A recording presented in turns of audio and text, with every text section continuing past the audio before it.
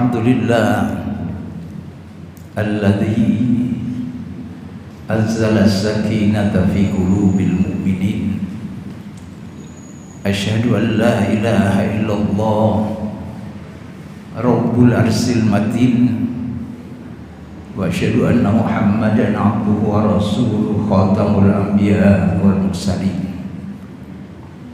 Allahumma salli wa sallim wa barik ala hadzal nabiyil karim abdika wa rasulika Muhammadin wa ala alihi wa sahbihi wa man tabi'ahum bi ihsanin ila yaumiddin. Rabbi shrah li sadri wa yassir li amri wahlul 'uqdatam min lisani yafqahu qawli. Rabbi zidni ilman warzuqni fahman. Amma ba'd, ayyuhal hadirun, ibu jamaah Darun Nisa yang dirahmati Allah Subhanahu wa taala. Kita awali kebersamaan kita dengan memuji syukur kehadirat Allah Subhanahu wa taala. Alhamdulillah, pagi hari ini kita dipertemukan oleh Allah di majelis yang mulia, di tempat yang paling mulia, dan insya Allah kita semuanya juga hamba-hambanya yang mulia. Amin ya rabbal alamin. Dalam keadaan sehat walafiat jasmani rohani kita, insya Allah semuanya sehat ya. Alhamdulillah. Iman masih melekat di dalam lubuk jiwa kita. Allah senantiasa membimbing kita dengan hidayah, diberikan taufik, inayah, sehingga kita mampu beramal saleh. Mudah-mudahan kita juga diberikan kekuatan oleh Allah untuk mempertahankan kesolehan kita, sehingga dapat mengakhiri hidup ini dalam keadaan yang husnul khotimah. Amin Allahumma amin.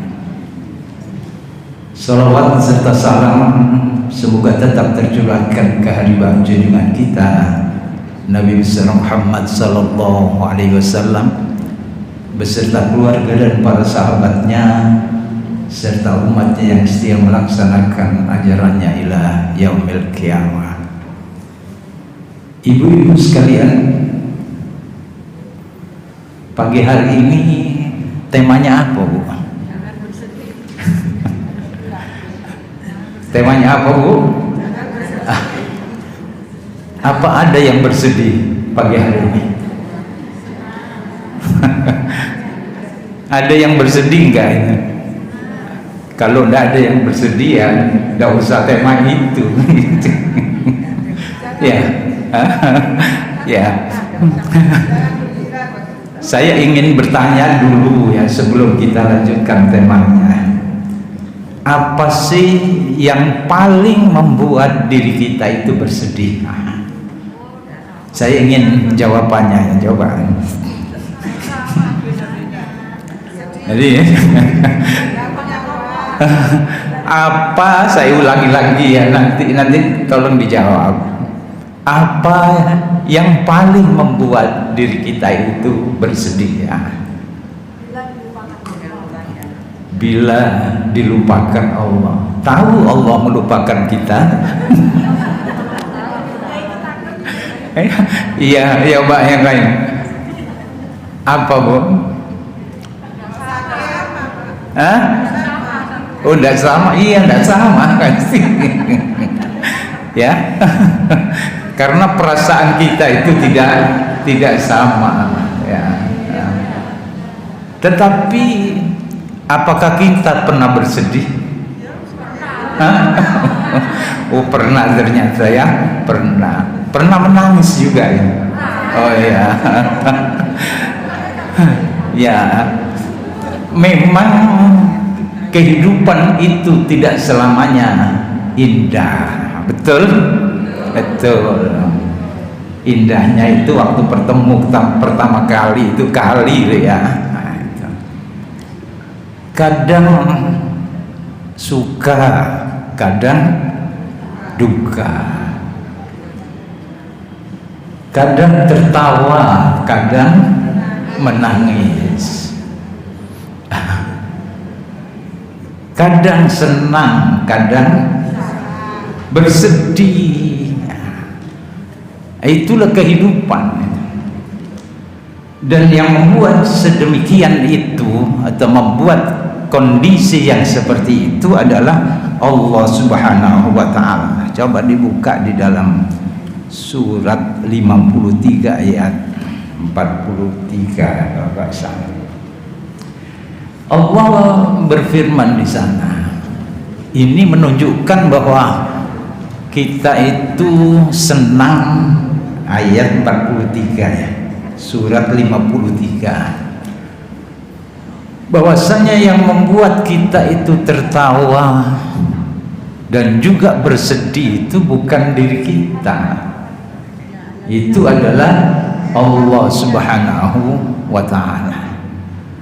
Kita tidak mampu menahan kesedihan, betul? Tahu-tahu mewek gitu ya. Itu. Tidak ada mewek itu terus digawe-gawe kecuali drama, ya, kecuali drama. Itulah Allah, wa annahu wa adhaka wa abka. Ya. Allah yang menjadikan seseorang itu apa?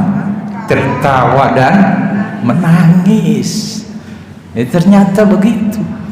Memang Allah yang menjadikan seseorang itu tertawa dan seseorang itu menangis. Mengapa kok tertawa? Ya, mengapa tertawa? Itu refleksi kebahagiaan. Tapi ada juga bahagia itu menangis, yang dikatakan tangis bahagia. Tetapi saya bertanya lagi, apa sih yang sering membuat kita itu bersedih? Atau apa penyebab kesedihan yang paling banyak itu? Antara lain kehilangan yang dicintai, ya. Apapun yang kita cintai lalu hilang dari sisi kita, itu kita akan mengalami sedih. Apa yang paling kita cintai itu? Apa? Coba. Apa yang paling kita cintai? Pasangan kita. Pernah merasakan? Mohon maaf bagi yang sudah pengalaman. Kita doakan mudah-mudahan diberikan kesabaran dan ketabahan, dan yang penting lagi mudah-mudahan diberi ganti yang lebih baik. Itu macam-macam ganti yang lebih baik gitu ya. Nah, itu. Jadi kalau kehilangan sesuatu yang kita cintai itu bersedih, dan itu manusiawi. Ada lagi apa yang membuat kita bersedih? Apa sih yang membuat kita bersedih? Tahu-tahu tidak ada angin, tidak ada apa, kita itu difitnah orang. Sedih tidak ya? Sedih.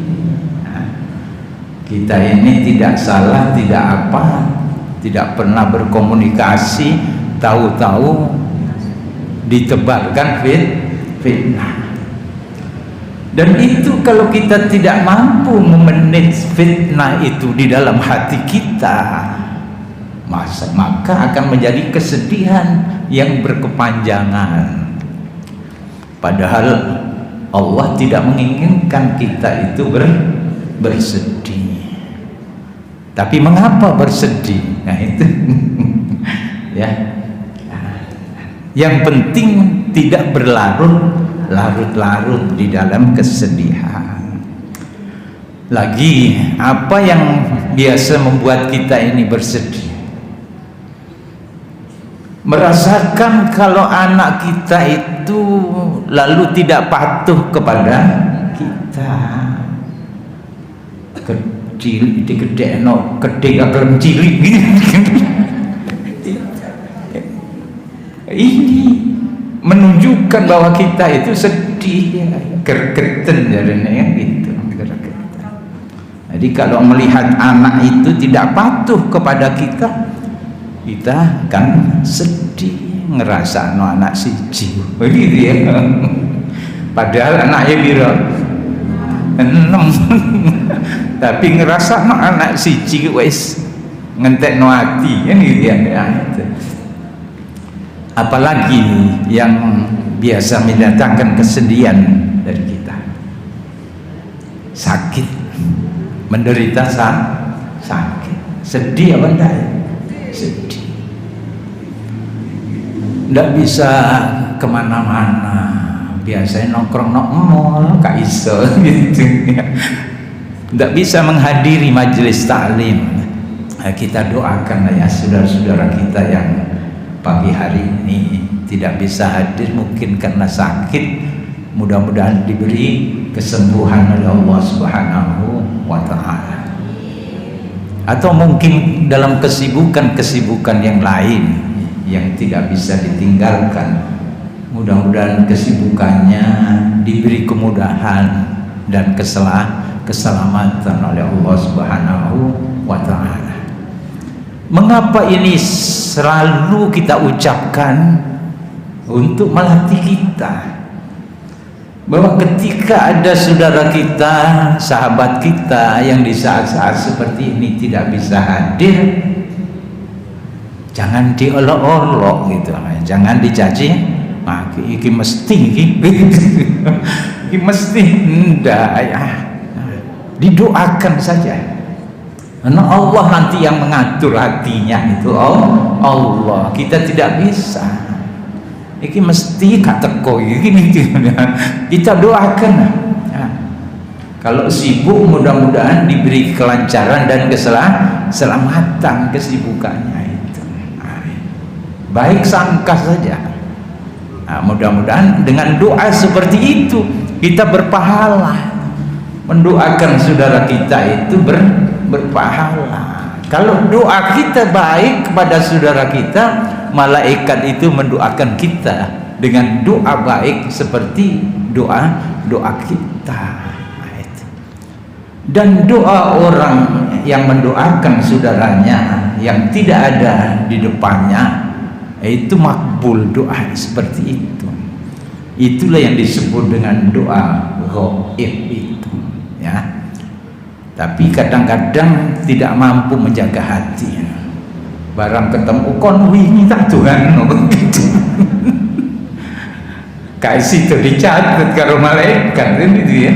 Tidak usah diumumkan kalau mendoakan saudara kita ya, tidak usah diumumkan. Dan itu berpahala. Jadi kalau melihat ada saudara kita yang dalam keadaan susah, ada kesulitan di dalam hidupnya, ya diam-diam kita doakan. Mudah-mudahan Allah memberikan kemudahan, kebaikan padanya. Baik itu malaikat mendoakan kita ya, dengan doa yang sama itu kepada diri kita. Kita mendoakan saudara-saudara kita mudah-mudahan diberikan sehat ya. Malaikat mendoakan kita dengan doa yang sama, dan insya Allah kita diberikan sehat. Nah, itu berbanyak doa kepada saudara-saudara kita, dan tanpa diumumkan. Setelah mendoakan nanti di WA kan mau statungan gitu ya. Itu seperti ketika kita bersedih, kadang-kadang sedih itu terus jadi status itu ya. Sedih itu diumumkan kemana-mana sedihnya itu, tidak usah. Nanti ada contoh-contoh ya. Karena yang sedih itu bukan hanya kita, banyak itu, termasuk para nabi dan rasul itu juga mengalami kesedihan. Yang terakhir pertanyaan sekarang. Tadi itu kesedihan-kesedihan yang berkait dengan duniawiyah kita. Kita belum pernah bersedih dengan kehidupan akhirat kita. Ini nanti menjadi tema tersendiri, tapi insya Allah karena tidak ada yang bersedih hari ini, nanti kita bawa ke sini nanti ya. Alhamdulillah kelihatan semuanya tertawa, tersenyum. Itu menunjukkan kebahagiaan, bukan kesedihan. Ya adalah yang satu dua ketok ya sedih. Coba dilesi itu tuh aku itu ya, nah, itu ya manusia tetapi Islam mengajarkan jangan berlarut-larut di dalam kesedihan. Ketika kita ditinggalkan yang paling kita cintai, ya jangan berlarut-larut. Foto ini dipasang terus, nah, gitu. Nangis mana gitu. Enggak. Kalau kita berlarut-larut di dalam kesedihan, dikhawatirkan nanti setan itu mudah masuk. Orang bersedih itu kan juga lemah, jiwanya itu lemah. Jadi itu kalau berlarut-larut kesedihannya, setan bisik-bisik, ayo melo aku, diajak mencari hiburan, bukan ke majelis taklim tapi kemana? Kemana kamu cari hiburan itu? Ya, itu ke macam-macam tempat. Itu masih mending. Ada yang membisikkan lagi, di sana lu ada orang pinter, insya Allah kan gak sedih kok. Kemana itu? Itu ke tempat-tempat yang tidak semestinya kita melangkah ke sana. Yang katanya orang pinter segala, engkau teko kono disuwuk kono ya. Gitu. Ya, itu. Ini kan lemah.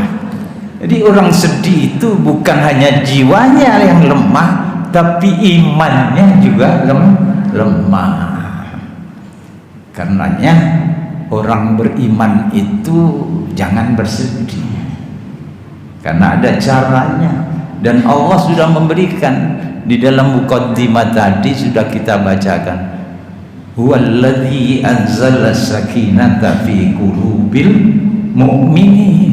Dialah Allah yang memberikan ketentraman, ketenangan di dalam hati orang-orang yang beriman. Jadi kalau kita istiqomah dengan iman kita itu tidak akan bersedih, atau paling tidak akan larut di dalam kesedihan itu. Saudaraku yang dirahmati Allah Subhanahu wa taala, sekarang kita melihat contoh-contoh kesedihan dari para nabi dan rasul itu bersedih. Jangan dikira nabi dan rasul itu tidak bersedih. Sedih itu berkait dengan ujian hidup kita. Kalau kita ingat ujian, maka ujian itu sesuai dengan kapasitas keimanan seseorang. Allah tidak akan memberikan ujian yang lebih, yang tidak mampu diterima oleh hambanya. Dalilnya la yukallifullah, ya, Allah tidak akan membebani ya ujian yang berat yang diberikan kepada orang yang tidak mampu untuk memikulnya. Nabi pernah ditanya, siapa sih wahai Rasulullah orang yang diberikan ujian itu yang berat-berat itu siapa? Kata Rasulullah sallallahu alaihi wasallam, yang diberikan ujian yang berat itu adalah para nabi dan rasul. Itu kita tidak mampu, kapasitasnya itu lebih dari kita. kita. Nabi-nabi semuanya. Ada contoh di situ. Nabi Ayub alaihissalam. Kenal Nabi Ayub?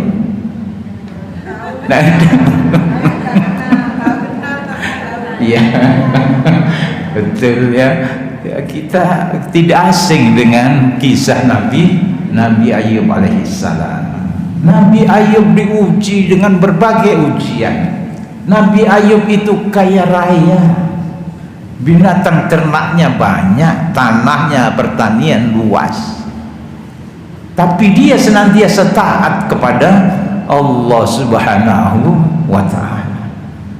Tidak dipalingkan dengan urusan dunia, dengan kekayaannya yang begitu melimpah, tapi Nabi Ayub tetap beribadah kepada Allah dengan penuh kesabaran dan bersahaja.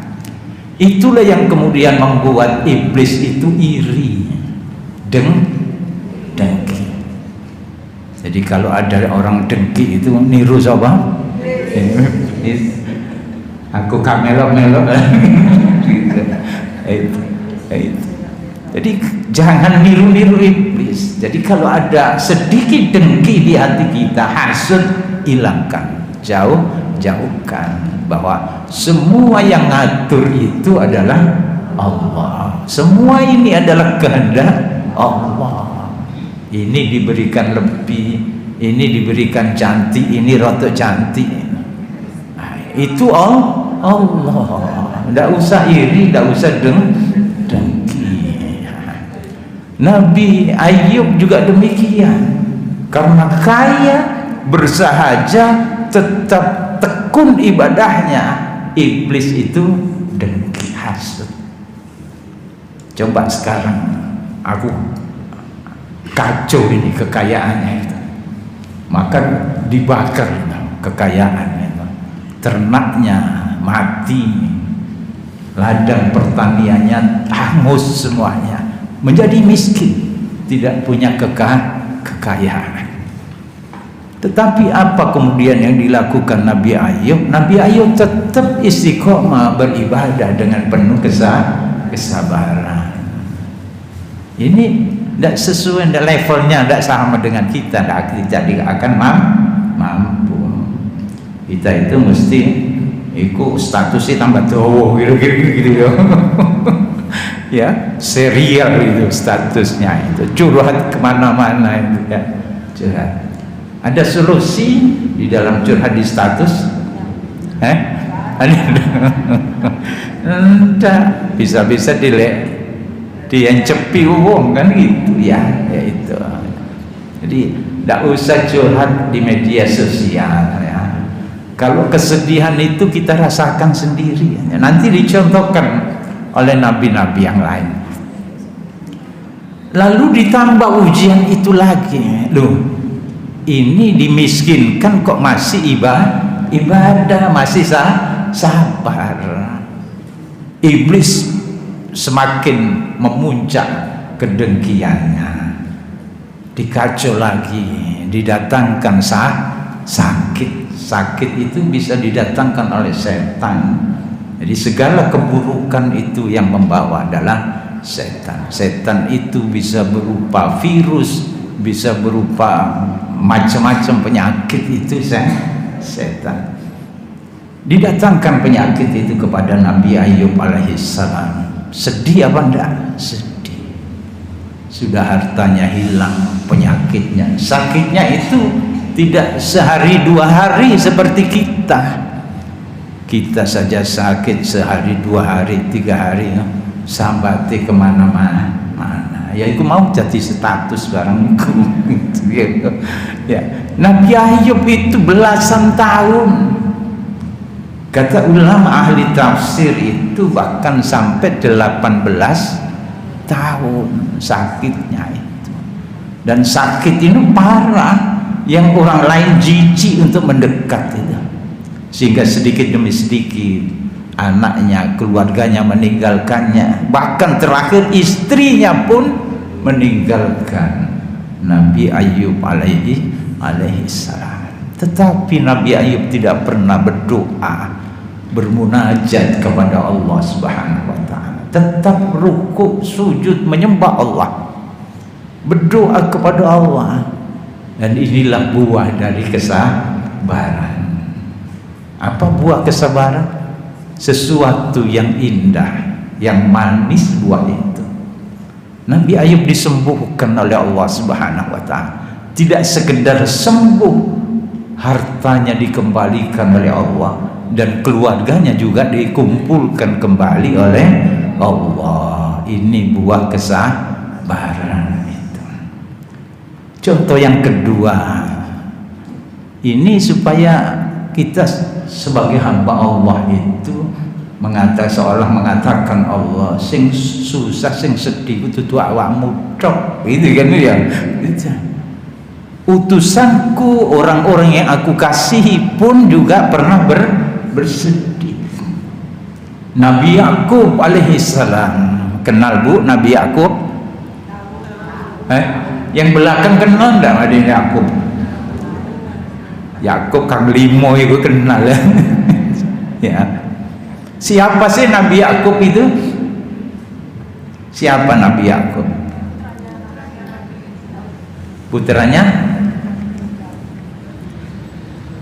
Putranya Nabi Ibrahim alaihissalam.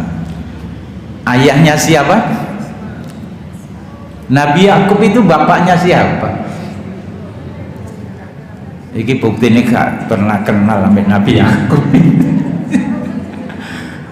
Iya, memang saya gak kenal kan gitu. Kenal enggak Nabi Yusuf? Iya, ya itu. Jadi Nabi Yakub itu bapaknya Nabi Yusuf alaihissalam. Kenal Bu Nabi Yusuf? Oh. Ya, ya, itu. Jadi Nabi Yakub itu bapaknya Nabi Yusuf. Pernah bersedih, yaitu ketika kehilangan Yusuf, yang dikatakan oleh saudara-saudaranya diterkam serigala. Diperdaya oleh saudara-saudaranya, dimasukkan ke dalam sumur itu. Lalu laporan kepada ayahandanya bahwa Yusuf diterkam serigala. Buktinya ini di pakaiannya berlumuran darah. Tetapi sebagai orang tua, hati ini tidak bisa dibohongi, karena hati orang tua itu selalu sambung dengan anaknya. Enggak, hatinya mengatakan tidak, karenanya anaknya selalu disuruh untuk mencari Yusuf. Itu kesedihan yang lama, tidak setahun 2 tahun, tetapi puluhan tahun Nabi Yakub itu menerima kesedihan itu, memikirkan siapa? Yusuf. Jadi kalau ada yang kita cintai itu pergi itu, ojo dipikir suwe-suwe, nanti kayak Nabi Yakub ini. Akhirnya nangis terus ini. Nabi Yakub itu menangisi Yusuf alaihissalam, karena nangisnya itu puluhan tahun itu nangis, sehingga matanya itu tidak bisa melihat. Nah, ini hati-hati, yang ditinggal lama-lama jangan lama-lama menangis ya. Nah, itu. Akhirnya apa? Ada buah dari kesabaran Nabi Yakub. Nabi Yakub tidak membuat status, hanya curhat kepada Allah. Ayatnya di dalam surat Yusuf, inna asku wasi wa husni ilallah. Hanya kepada Allah aku mengadu, aku curhat tentang kesedihanku ini. Nah, itu tertutup. Nabi Yakub itu tidak juga membuat status tadi itu. Jadi curhatnya itu hanya kepada Allah. Innama asku basi wa husni ilallah. Itu di dalam ayat berapa itu? Ayat 86 ya, surat Yusuf. Aku adukan kedukaan, kesedihanku itu hanya kepada Allah. Itu. Kalau ini kita curhatkan hanya kepada Allah, insya Allah akan berbuah manis. Apa buahnya? Ketika berpuluh-puluh tahun tidak bertemu dengan anaknya, putranya, yaitu Yusuf.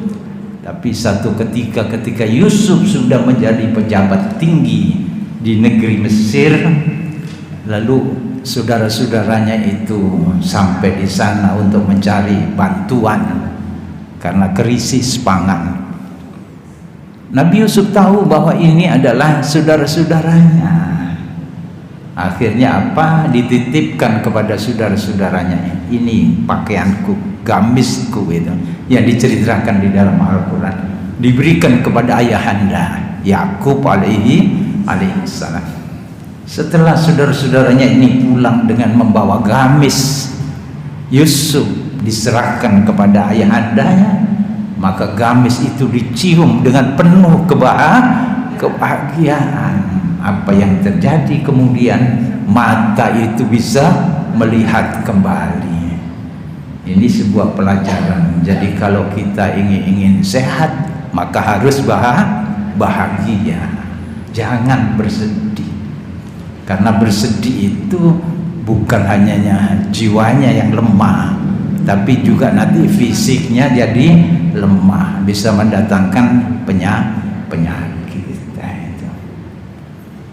Tidak hanya Nabi Yakub alaihissalam, itulah buah dari kesabaran, yaitu kebahagiaan dikumpulkan lagi nih keluarga Nabi Yakub alaihissalam.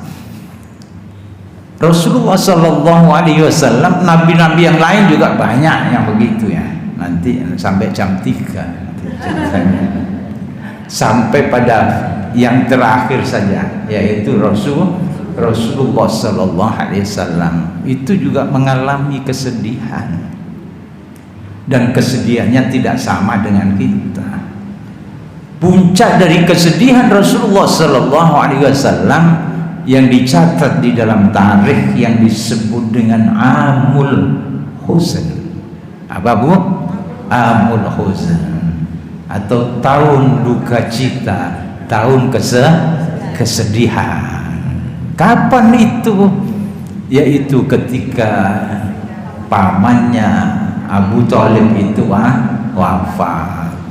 Di mana pamannya atau Abu Thalib itu senantiasa melindungi ketika Rasulullah itu berdakwah. Tidak sekedar itu, semasa kecilnya juga diasuh oleh Abu Thalib. Ini kesedihan. Karena ketika wafat itu belum sempat mengucapkan kalimat syahadat. Sedih apa enggak? Sedih. Kalau ada saudara kita itu, kita sudah lama menganjurkan supaya bersyahadat, tetapi Allah tidak memilih dia untuk diberikan hidayah. Sampai wafat pun belum sempat bersyahadat. Kita sedih. Kasihan dia, kasihan.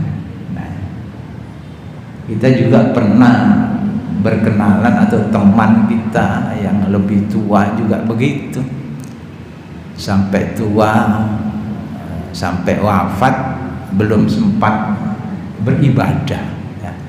Islam, tapi tidak sholat. Yang membedakan antara Islam dan kafir itu apa bu? Sholat. Apakah dia kafir? Wallahu a'lam. Kasihan wafat dalam keadaan tidak sholat. Seperti itu. Rasulullah Sallallahu Alaihi Wasallam mengalami hal yang seperti ini. Setelah pamannya wafat, disusul istri tercintanya. Siapa? Khadijah radhiyallahu anha, yang sangat dicintai oleh Rasulullah Sallallahu Alaihi Wasallam,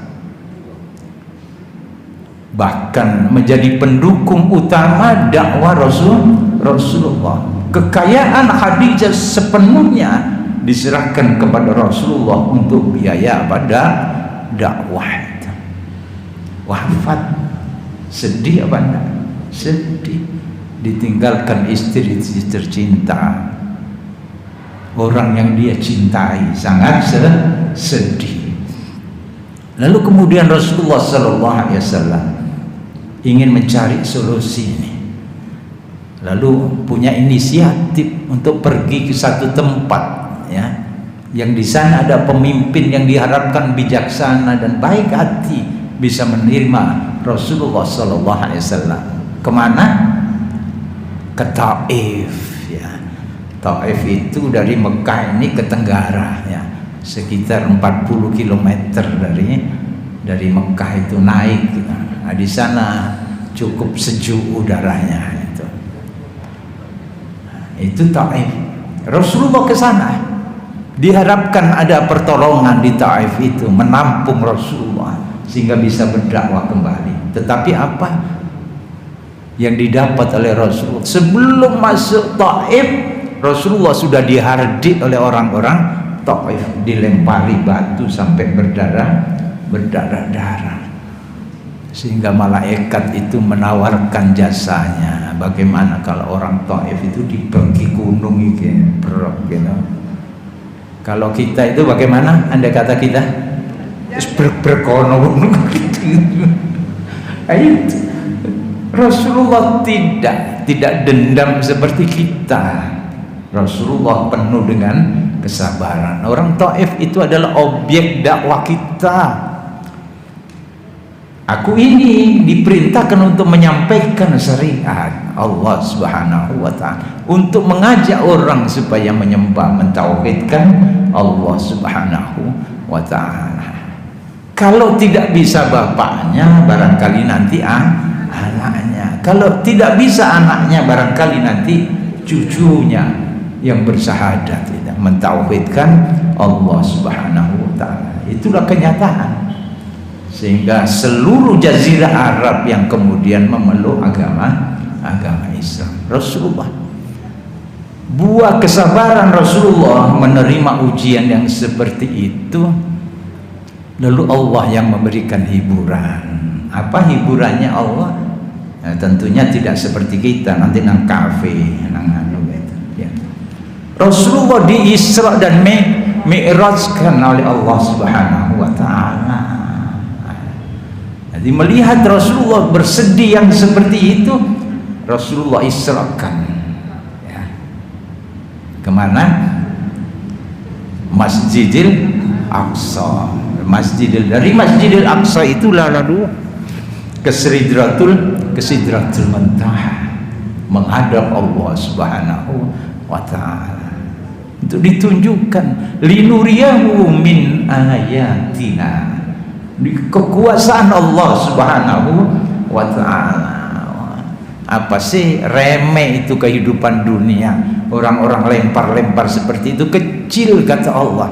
Inilah kekuasaanku yang ditunjukkan Allah kepada Rasulullah sallallahu alaihi wasallam. Disitulah ditunjukkan surga, ditunjukkan neraka, ditunjukkan panorama alam semesta kepada Rasulullah sallallahu alaihi wasallam. Tidak berhenti di situ. Ketika di perang Uhud, Rasulullah juga bersedih. Apa kesedihan Rasulullah? Perang Uhud itu perang yang sangat dahsyat. Setelah perang Badar, lalu perang Uhud. Nah, di situ 70 sahabat Rasulullah gugur di dalam perang Uhud itu, termasuk pamannya. Siapa? Hamzah bin Abdul Muthalib. Itu paman yang disayangi, yang masuk Islam, dan dia adalah juga sahabat Rasulullah sallallahu alaihi wasallam yang tangguh, yang dijuluki sebagai singa Madinah, singa umat Islam, yang tangguh ketika berperang tidak pernah kalah. Tetapi ketika di medan Uhud itu, karena ada kedengkian dari orang-orang musyrikin, yaitu istri dari pemimpin Quraisy, yang bernama Hindun. Kenal Bu Hindun? Hindun Putisari ya, itu menugaskan kepada Wahsy budaknya, aku tugaskan kau satu saja, yaitu ikuti pergerakan Hamzah, engkau lempar tombak dari belakang sampai dia mati, aku bebaskan kau nanti sebagai budak itu. Maka tugas itu dilaksanakan oleh Wahsy. Akhirnya di medan Uhud itulah Hamzah terkena tombak di punggungnya dan wafat. Kesedihan Rasulullah mendapati jasad pamannya itu tidak sekedar wafat, tidak sekedar tertusuk tombak, tapi dibelah dadanya itu oleh Hindun tadi, yang sudah dengki karena keluarganya itu mati di medan Badar dari tangan Hamzah ini. Dibuka dadanya ya, dikeluarkan isinya. Itulah yang dinampak yang di hadapan Rasulullah Sallallahu Alaihi Wasallam, mendapati pamannya di dalam keadaan yang memilukan, sehingga Rasulullah sempat meneteskan air mata kesedihan itu. Saudaraku yang dirahmati Allah Subhanahu wa taala, saya tidak mengajar ibu-ibu semuanya bersedih ya. Kita kok ke bawah melong-melong sedih ya. Memang hidup itu harus menjiwai ya. Saya berbicara ini harus menjiwai. Kalau tidak menjiwai ya gak diperhatikan aku. Saya dulu pernah belajar drama ya, belajar drama ketika masih sekolah itu. Diajarkan oleh pemandu yang ngajari drama itu. Pemain drama itu kan harus bisa tertawa ya, harus bisa menangis, harus bisa tersenyum. Nah itu pemain drama. Untuk bagaimana supaya kita bisa menangis, kata instruktur ini, kalau engkau ingin bisa menangis, ingat peristiwa yang paling engkau sedihkan di dalam hidupnya. Itu dieling-eling apa yang paling menyedihkan. Nah itu yang membuat kita bisa menangis. Tetapi padahal agama kita mengajarkan jangan berlarut-larut dalam kesedihan. Nah ono foto ini gak usah diteken dompet barang ya, marana sedih. Masa sedih kok diingoni mau pergi ke sana senang-senang, aku tak ingin kepingin sedih dulu kayak gitu. Lihat fotonya, hilangkan semua itu atas kehendak Allah Subhanahu wa taala. Makanya dan ada kalimat ini di dalam tema ini, jangan bersedih karena Allah itu bersama kita. Ayatnya la tahzan innallaha ma'ana, di dalam surat 9 ayat 40 yang mengisahkan perjalanan Rasulullah sallallahu alaihi wasallam hijrah dari Mekah ke Madinah disertai oleh siapa? Abu Bakar As-Siddiq radhiyallahu anhu. Keluar dari Mekah ya, diburu orang-orang pemuda-pemuda Quraisy yang akan membunuh Rasulullah sallallahu alaihi wasallam. Lalu Rasulullah beserta Abu Bakar As-Siddiq bersembunyi di dalam gua Bukit Sur itu, yaitu gua Sur itu. Tapi jangan bayangkan guanya kayak gua Akbar, boden ya guanya ya saupet gitu, cukup orang dua itu masuk. Itu pun tidak bisa berdiri di situ, ya, selonjor gitu saja. Itulah kesedihan, ketakutan yang luar biasa. Abu Bakar As-Siddiq bukan mengkhawatirkan dirinya, bukan takut karena dirinya, tapi takut kalau Rasulullah Sallallahu Alaihi Wasallam ini ketahuan pemuda-pemuda Quraisy dan pasti akan dibunuh. Itu yang ditakutkan. Kalau aku mati tidak masalah, Tetapi kalau Rasulullah, maka dakwah ini akan berhenti. Itu yang ditakutkan Abu Bakar. Maka Allah Subhanahu wa taala menyampaikan firman-Nya kepada Rasulullah sallallahu alaihi wasallam. Di antaranya di dalam firman yang panjang itu, di dalam ayat itu, di tengah-tengah dikatakan apa namanya? La tahzan innallaha ma'ana. Nah itu la tahzan innallaha ma'ana wa anzalas sakinatahu alaihi. Jadi Allah Rasulullah menyampaikan jangan bersedih ya. Jangan bersedih karena Allah itu senantiasa bersama kita. Lalu Allah turunkan itu ketenangan, ketentraman di dalam hati keduanya itu, Abu Bakar dan Rasulullah sallallahu alaihi wasallam. Jamaah yang dirahmati Allah Subhanahu wa taala, itulah ya la tahzan. Ini sebuah kalimat yang menghibur bagi orang-orang yang bersedih. Kalimat yang menghibur. Apa hiburan kita? Atau sekaligus kalimat peringatan bagi kita. Ketika kita bersedih, la tahzan innallaha ma'ana. Jangan bersedih, Allah bersama kita. Jadi kita ini masih punya Allah.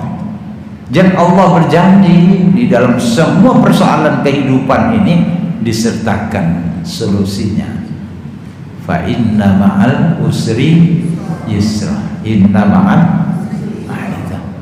beserta kesulitan, kesedihan, sesuatu yang mencekam, itu ada kebahagiaan di situ, ada kebaikan bagi kita. Itu peringatan sekaligus menghibur bagi kita bahwa Allah itu tidak akan membiarkan hambanya di dalam menghadapi kesulitan. Pasti akan diberikan jalan keluarnya. Tadi saya dipesan sampai jam berapa? Sampai nanti Kang jam ya. Sampai jam berapa tadi? Jam 1 ya. Ada lagi satu ya yang tidak tercatat di dalam tadi kesedihan kita. Ada seorang sahabat Rasulullah sallallahu alaihi wasallam yang paling banyak meriwayatkan hadis. Ada hadis di sini karena hadis itu diriwayatkan oleh sahabat-sahabat. Di antaranya Ibu Aisyah radhiyallahu anha meriwayatkan. Ada Anas ya. Nah, ini pembantu Rasulullah banyak meriwayatkan. Ini ada seorang sahabat yang tekun mengikuti perjalanan hidup Rasulullah sallallahu alaihi wasallam. Bahkan dia menirukan perilaku Rasulullah sallallahu alaihi wasallam karena merasa ketinggalan di dalam menggali ilmu dari Rasulullah sallallahu alaihi wasallam. Maka ketika hijrah ke Madinah, sahabat ini termasuk sahabat yang fakir, karenanya tidurnya itu di masjid Rasulullah sallallahu alaihi wasallam yang disebut dengan Ahlus Suffah. Jadi sahabat-sahabat yang fakir dari Mekah itu tidak punya tempat tinggal, tidurnya di masjid Rasulullah sallallahu alaihi wasallam. Ada tempat tersendiri itu. Dia yang bernama Abu Hurairah radhiyallahu anhu. Jadi ada banyak hadis yang diriwayatkan Abu Hurairah radhiyallahu anhu qala Rasulullah sallallahu alaihi wasallam. Jadi itu hadis yang diriwayatkan oleh Abu Hurairah karena Abu Hurairah banyak menghafalkan hadis. Abu Hurairah yang dekat dengan Rasulullah sallallahu alaihi wasallam satu ketika sakit. Ya. Setelah Rasulullah sallallahu alaihi wasallam wafat, Abu Hurairah ini sakit, menderita sakit. Lalu sahabat-sahabat lain menjenguk Abu Hurairah radhiyallahu anhu. Ketika dijenguk itu, sahabat-sahabatnya bertanya kepada Abu Hurairah karena sakitnya agak parah ya. Wahai Abu Hurairah, mengapa engkau menangis? Jadi orang yang sakit itu memang biasanya kalau dijenguk oleh saudara-saudaranya itu menangis. Mengapa menangis? Nah, terharu juga ya, mengucapkan terima kasih yang sedalam-dalamnya. Dan tangisan yang berikutnya, aku kaisok melaku gitu ya. Bareng awakmu nangis. Abu Hurairah radhiyallahu an juga begitu jawabannya ketika ditanya, mengapa engkau menangis wahai Abu Hurairah? Saya bukan menangisi duniamu yang sekarang ini gitu. Tetapi yang aku pikirkan ini, yang kemudian menjadi judul sebuah buku ya, dikatakan begini, ini lalu dirangkum dalam sebuah kalimat.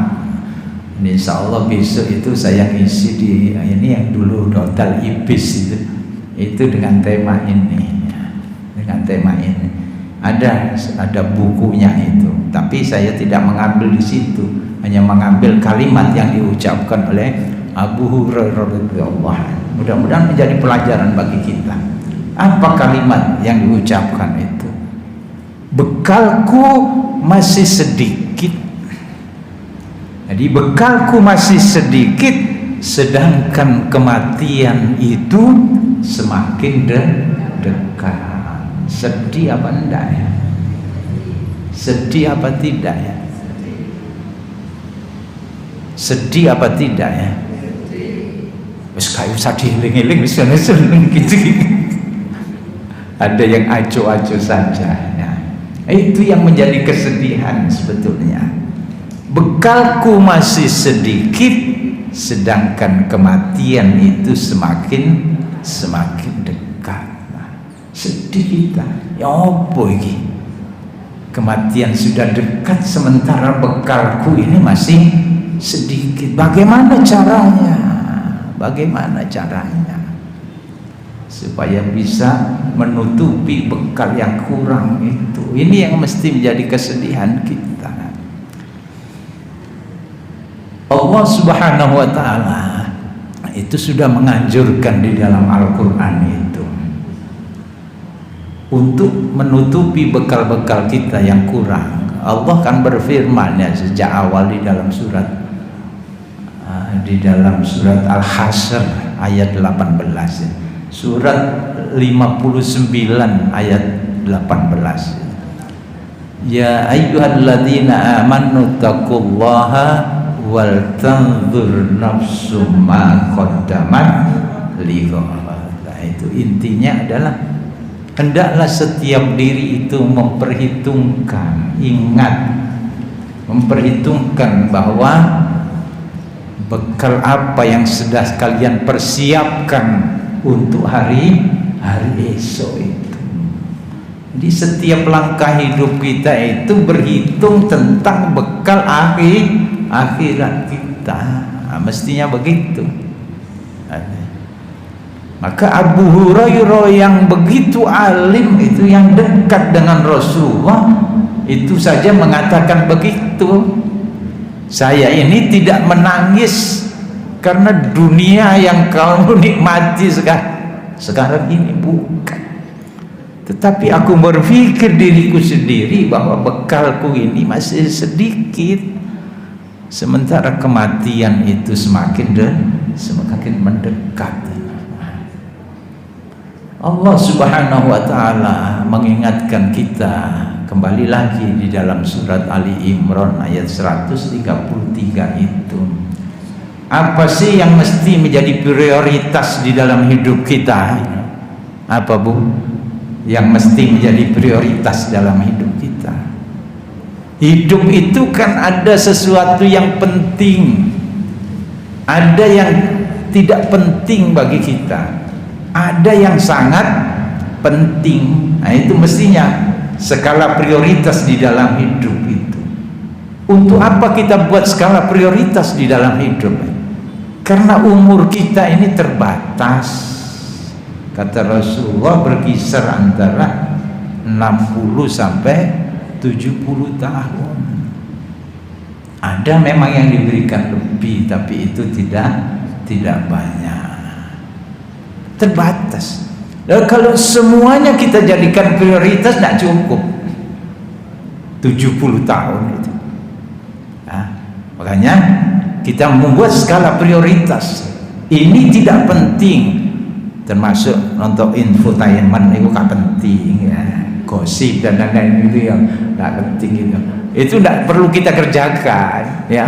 Yang tidak ada hubungannya dengan kehidupan akhirat itu tidak perlu itu ya, ditinggalkan saja itu, ditinggal. Kita pilih yang penting, mana yang penting, itu yang kita kerjakan.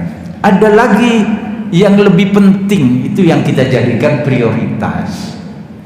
Menurut Allah Subhanahu wa ta'ala, yang kita jadikan prioritas itu adalah meraih kebahagiaan akhirat. Wabtaghi fima atakallahu darul akhirah wala tansa nasibaka minad dunya. Raih kebahagiaan akhirat. Dengan apa meraihnya? Dengan karunia Allah yang sudah diberikan kepada kita. Allah karuniakan hidayah, Allah karuniakan kesehatan jasmani, Allah karuniakan ilmu, Allah karuniakan harta kepada kami. Semua karunia itu kita gunakan untuk meraih kebahagiaan akhirat, bukan untuk kesenangan dunia. Mumpung duit ayo kemana? Mumpung duit itu tak traktir di mana. itu. Tapi kita seluruhnya itu kita kerahkan untuk meraih kebahagiaan akhirat. Ya banyak hal. Ya, kita mengundang teman untuk makan, kita mengundang orang-orang yang membutuhkan, ya kita senangkan hatinya.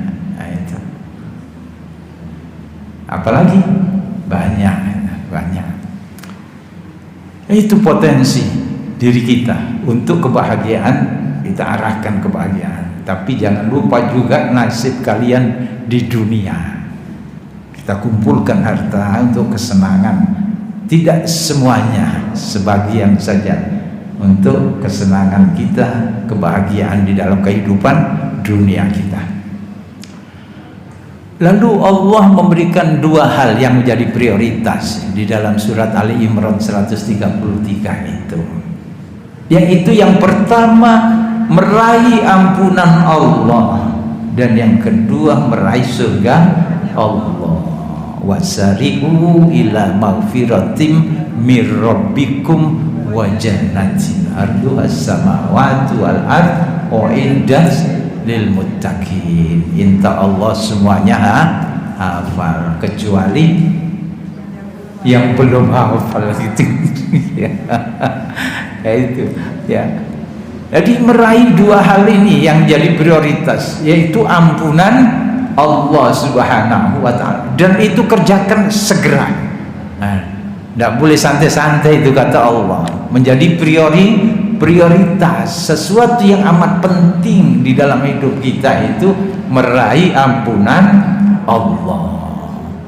Bagaimana caranya meraih ampunan Allah? Bagaimana Bu meraih ampunan Allah? Saya ingin bertanya ini, jawabannya apa? Bagaimana caranya kita meraih ampunan Allah?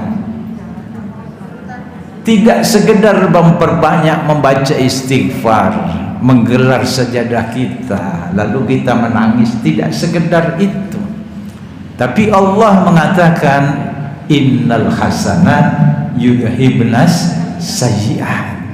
Setiap perbuatan baik itu akan menutupi perbuatan buruk kita. Jadi setiap amal soleh itu akan mengampunkan dosa-dosa kita. Jadi banyak jalan untuk meraih ampunan Allah Subhanahu wa ta'ala. Kita tadi berangkat dari rumah ke tempat ini, ke tempat yang paling dicintai Allah Subhanahu wa ta'ala. Jadi kalau datang ke tempat yang seperti ini, kita bayangkan bahwa tempat yang kita tuju itu adalah tempat yang paling dicintai Allah Subhanahu wa taala, yaitu apa? Masjid. Jadi sudah kita katakan bahwa tempat ini adalah tempat yang paling dicintai Allah. Mengapa Allah cinta dengan tempat yang seperti ini, yang disebut dengan masjid? Karena fihi rijalun yuhibbuna yatatahharu wallahu yuhibbul mutahhirin. Karena di dalam tempat inilah hamba-hamba Allah itu suka mensucikan diri dengan banyak beristighfar, memohon ampun kepada Allah Subhanahu wa taala. Karenanya Allah itu suka dengan orang-orang yang mensucikan diri, yang senantiasa memohon ampun kepada Allah Subhanahu wa taala. Maka setiap langkah kita menuju masjid ini diampuni dosa-dosa kita, diangkat derajat kita. Kita duduk di tempat ini, malaikat mendoakan kita. Mohon kepada Allah, ampuni mereka wahai Allah. Itu yang doa malaikat itu. Nah, seperti bapak-bapak kalau berangkat berjum'ah dari rumah, tadi kita juga demikian, kita ambil air wudhu, ya. Apa yang kita peroleh dari wudhu kita ini? Air wudhu kita. Nah, ini perlu kita kupas supaya kita itu ingat bahwa wudhu itu harus serius, harus benar. Apa kata Rasulullah sallallahu alaihi wasallam? Setiap tetesan air dari wajah kita, dari tangan kita, dari kaki kita, bahkan sampai tetesan terakhir dari jari jemari kita itu mendatangkan ampunan Allah Subhanahu wa taala. Kalau itu kita ingat, maka kita mesti mengambil air wudhu itu dengan benar, dengan sebaik-baiknya. Kak ecek mari gitu. Nah, karena apa yang kita ingat? Ini ampunan Allah, maka kita ambil dengan benar. Masa ampunan dikerjakan sampai asal-asalan, kan tidak mungkin, tidak sebanding. Maka kita kerjakan dengan benar. Dan ketika kita melangkah mengampunkan dosa kita, ketika kita salat di tempat ini diampuni dosa-dosa kita, maka sangat banyak jalan untuk meraih ampunan Allah Subhanahu wa taala. Jamaah yang dirahmati Allah, itu yang dianjurkan oleh Allah agar menjadi prioritas. Kita tidak akan mengerti bahwa ampunan Allah itu sebagai prioritas, dan kita mesti kerjakan segera. Tidak boleh ditunda-tunda, kata Allah. Ini Allah yang berfirman, bersegeralah kalian. Kalau dia dalam ayat lain, Allah juga berfirman, sabiqu ila maghfiratim mir rabbikum wa jannah. Bahkan berlombalah kalian. Berlomba itu apa artinya? Disi-disian gitu ya, disi-disian, berlomba itu mengerahkan seluruh potensi diri untuk menjadi pemenang. Itu berlomba meraih ampunan Allah. Itu seperti orang berlomba seperti ini, tidak santai-santai, tidak jalan serak saya naik, enggak, tapi segera meraih ampunan Allah segera. Kita ingin lebih lagi menempatkan ampunan Allah ini dengan segera. Misalnya begini, setiap yang hadir di masjid ini akan diberikan uang saku 10 juta. Kita umumkan kepada halayak. Kira-kira gimana? Pengajian dimulai jam 9, jam 8. Kira-kira tekonnya jam berapa? Durung subuh wis teko, kan gitu. Itu artinya apa? Menempatkan kehadiran di tempat itu ada sesuatu yang amat penting. Mergo apa? 10 juta tadi, tapi mohon maaf, pagi hari ini tidak ada uang saku ya. Nah, itu menempatkan sesuatu yang penting. Jadi seperti orang mengharapkan uang saku yang 10 juta tadi, tapi Mengharapkan ampunan Allah tidak seperti kita mengharapkan uang saku 10 juta. Bukti ini mau ono sing teko jam 09.00, ono sing teko jam 9:30 kan. Ini bukan kritik, tapi tidak menempatkan seperti menempatkan ampunan Allah prioritas di dalam hidup kita. Jadi kalau bekal kita masih sedikit, sementara kematian ini semakin mendekat kepada kita, maka kita mesti bersegera. Dan yang kita amat takutkan dan sedihkan, jangan sampai kita mengakhiri hidup ini tidak di dalam keadaan akhir hidup yang indah, yaitu husnul khotimah. Itu yang kita sedihkan mestinya, ya. Karenanya kita basahi lisan kita dengan senantiasa berzikir kepada Allah, dan kita pergunakan sisa umur kita untuk senantiasa beramal saleh. Dengan demikian dosa-dosa kita akan diampuni Allah Subhanahu wa ta'ala. Tidak jadi jam 1, jadi jam berapa ini? Mungkin ada yang ditanyakan ya Bu ya. Enggak.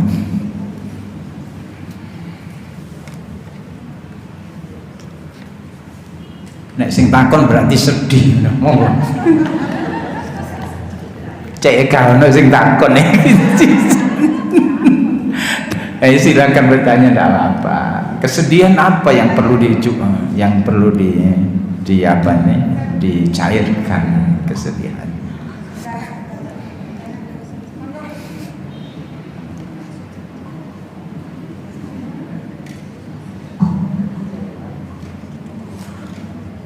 Terima kasih. Alhamdulillah. Pertanyaan. Ini agak nipel, tapi tidak nipel sih Pak.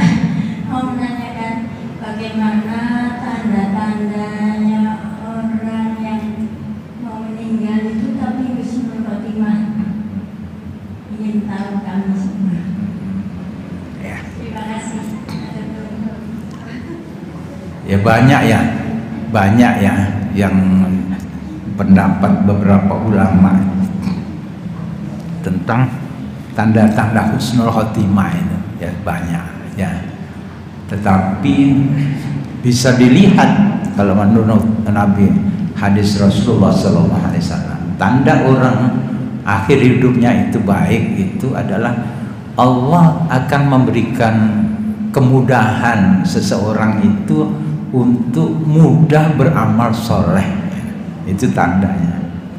Jadi kalau dulu itu kok jarang-jarang sholat, jarang-jarang ngaji kayak itu ya sergap misalnya, itu tandanya husnul khotimah. Nah itu yang konkretnya seperti itu. Dan yang lain ada yang mengatakan ada yang dahinya berkeringat dan lain-lainnya, itu tidak sebagaimana yang di awal tadi. Jadi kalau mendeteksi seseorang diri kita kok mudah kita itu beramal saleh, ya mudah-mudahan ini adalah akhir hidup yang indah. Mudah-mudahan kita semuanya begitu ya. Kita menghadapi ujian itu yang diinginkan oleh Allah Subhanahu wa ta'ala itu tidak sekedar bersedih. Alladzi khalaqal mauta wal hayata liyabluwakum ayyukum ahsanu amala. Allah memang menjadikan hidup ini tidak lepas dari ujian. Maka ketika menghadapi ujian itu jangan terlalu bersedih berlarut-larut. Yang diinginkan Allah Subhanahu wa ta'ala adalah kalian istiqomah untuk beramal baik itu. Jadi beramal kebaikan. Karena tidak sedikit orang yang diuji oleh Allah Subhanahu wa ta'ala lalu kemudian ditanggalkan kebaikan-kebaikannya itu. Biasanya ngaji lalu kemudian diuji, kak ngaji-ngajian guys, kak ngaji dicoba kayak gini kan gitu ya. Ada apa enggak yang begitu? Ada. Tadinya sholat lalu datang ujian, suaminya wafat misalnya, habis gak sholat-sholatan gitu, sholat ya bojo ya dicukuk gitu. Kayak gitu ada. Tadinya pakai jilbab, ditinggal suaminya lalu jilbabnya dilepas.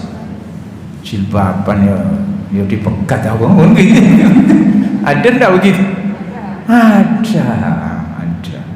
Jadi yang diinginkan Allah ketika datang ujian itu kalian istiqomah, tetap di dalam kebaikan. Karena ada buahnya nanti itu, buah dari kesabaran itu, ya. Nah, seperti itu. Mudah-mudahan kita diberikan kekuatan iman yang seperti itu. Masih ada dong, selesai ya? Sudah ya? Mau hujan ini kelihatannya. Enggak. Ada lagi yang diinginkan Allah kalau kita itu menghadapi kesedihan. Jangan lupa Allah. Yaitu sebagaimana tadi Nabi Yakub alaihi salam, ya. Nabi Yakub alaihi salam tadi curhatnya hanya kepada Allah. Kita juga diperintahkan begitu. Wasta'inu bisabri wassalam. Kita punya Allah, maka Allah yang mengajak kita itu, perintah Allah. Wasta'inu bisabri wassalam. Mohonlah kepadaku, ya. Doalah kepadaku, berdoalah kepadaku, jangan kepada yang lain. Nanti kalau kita curhat itu salah, itu bisa kemana-mana. Yaitu tadi, orang yang susah itu dalam keadaan lemah jasmani, rohaninya, bahkan imannya itu juga lemah. Jadi kalau kita salah kepada orang tempat curhat kita, iku mau dicanang dukun sampean itu. Jadi ini wah, promonya yang luar biasa itu, dukun itu wis cosplong pokoknya gitu. Tertarik kita karena kita lemah. Kita sakit juga begitu, orang sakit itu lemah. Jadi orang sakit itu kalau salah kita mendapatkan advisnya itu, sarannya itu bisa dibisikkan. Nokono wong pinter. Nanti disuruh mandi kembang tengah malam. Ada mandi kembang tengah malam, ternyata ada. Kemudian Allah berfirman wasjud waqtarib, ya, di dalam juz amma itu wasjud waqtarib, bersujudlah, tetap bersujud dan mendekat kepadaku, kata Allah. Jadi kalau kalian ingin tidak bersedih, hidupnya itu senantiasa bahagia, ketika menghadapi kesedihan itu wasjud waqtarib. Jangan tinggalkan sajadah kita, tetap bersujud dan mendekat kepada Allah Subhanahu wa ta'ala. Nanti anak yang nakal yuk kak jadi nakal, maulah sedih, malah siji malahnya sedih kan gitu, tidak akan sedih. Jamaah yang dirahmati Allah Subhanahu wa ta'ala, ini barangkali kajian kita pada pagi hari ini. Mudah-mudahan yang sedikit ini bermanfaat, ya. Mudah-mudahan kita diberi kekuatan untuk mengamalkan, ya, bermanfaat bagi kehidupan kita, dan mudah-mudahan kita dijauhkan dari kesedihan. Yang pagi hari ini bersedih, mudah-mudahan Allah angkat kesedihan itu, diganti dengan kebahagiaan, sehingga kita pulang dari bertaklim ini di dalam keadaan yang bahagia. Amin ya rabbal alamin. Bismillahirrahmanirrahim. Alhamdulillahirabbil alamin, hamdan yu'afi ni'amahu wa yukafi mazidah. Ya Rabbana lakal hamdu kama yanbaghi li jalalika al-karim 'azimi sultanik. Allahumma shalli ala sayyidina Muhammadin wa ala alihi washabihi ajma'in. Walhamdulillahirabbil alamin. Allahumma ighfir lil muslimina wal muslimat wal mu'minina wal mu'minat al ahya'i minhum wal amwat. Innaka sami'un qaribun mujibu da'wati ya qadiyal hajat. Rabbana ighfir lana dzunubana wa kaffir 'anna sayyi'atina wa tawaffana ma'al abrar. Rabbana dzalamna anfusana wa illam taghfir lana wa tarhamna lanakunanna minal khasirin. Rabbana ighfir lana wa liwalidina warhamhum kama rabbayana shighara. Allahumma inna nas'aluka al-huda wat tuqa wal afafa wal ghina. Allahumma inna ala dzikrika wa syukrika wa husni ibadatik. Allahumma inna nas'aluka al-'afwa wal 'afiyah fid dunya wal akhirah. Tawaffana musliman wa alhiqna bis salihin. Allahumma inna nas'aluka ridhaka wal jannah wa na'udzubika min sakhatika wan nar. Allahumma inna nas'aluka ridhaka wal jannah wa na'udzubika min sakhatika wan nar. Allahumma inna nas'aluka ridhaka wal jannah wa na'udzubika min sakhatika wan nar. Allahumma inna nas'aluka al jannata wa ma qarraba ilaiha min qawlin aw amalin wa na'udzubika minan nar wa ma qarraba ilaiha min qawlin aw amalin. Allahumma rabbana taqabbal minna innaka antas samiul alim wa tub alaina innaka antat tawwabur rahim. Rabbana atina fid dunya hasanah wa fil akhirati hasanah wa qina adzaban nar wa adkhilna al jannata mal abrar ya aziz ya ghaffar ya rabbal alamin.